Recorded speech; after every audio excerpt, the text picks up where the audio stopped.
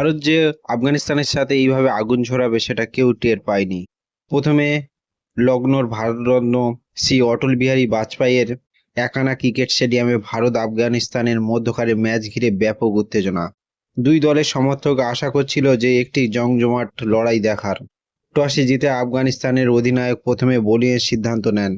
তাদের পরিকল্পনা ছিল নতুন বলে ব্যাটারদের চাপে দ্রুত উইকেট তুলে নেবে।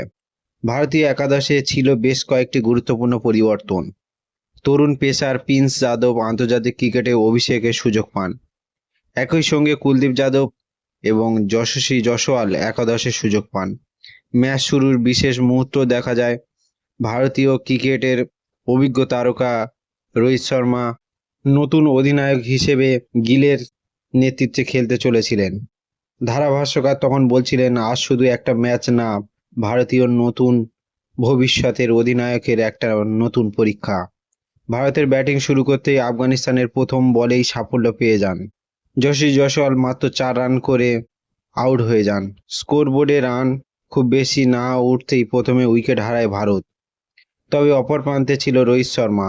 শুরু থেকেই তিনি আত্মবিশ্বাসী, বেশ কয়েকটি 4 ও ছক্কা দর্শকদের উপহার দেয়। রোহিত শর্মা 39 বলে 48 রান করে হাফ সেঞ্চুরির দিকে আগাচ্ছিলেন, কিন্তু রশিদ খানের বলে বোল্ড আউট হয়ে যান। আফগানিস্তান কিছুটা স্বস্তি পায়, কিন্তু তারা জানতো না আসল ঝড় এখনো বাকি রয়েছে।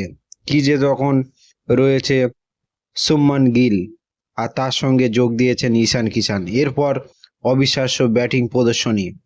শুভমান গিল প্রথমে সময় নিয়ে খেলেন, তারপর ধীরে ধীরে গিয়ার বদলাতে শুরু করে। কভার ডাইভ, স্ট্রেট ডাইভ, পুল শট সবকিছু যেন তার পাঠ্য বইয়ের মতন নিখুঁত। অন্যদিকে ঈশান কিষান খেলছিল সম্পূর্ণ ভিন্ন ধাঁচে। তিনি শুরু থেকে আক্রমণ চালিয়ে যান।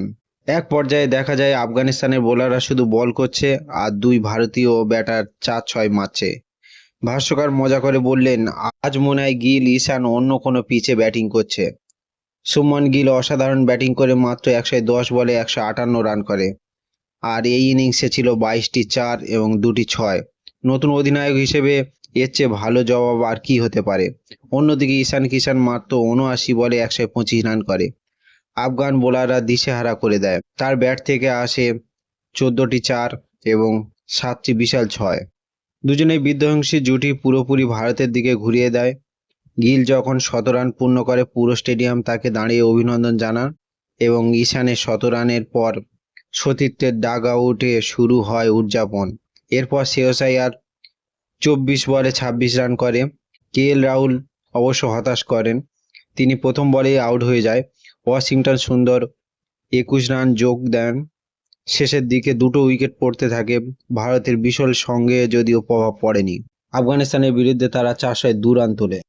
এর জবাবে আফগানিস্তান প্রথম দিকে শুরুটা ভালো করলেও কিন্তু শেষ পর্যন্ত 232 রানে তারা অল আউট হয়ে যায়।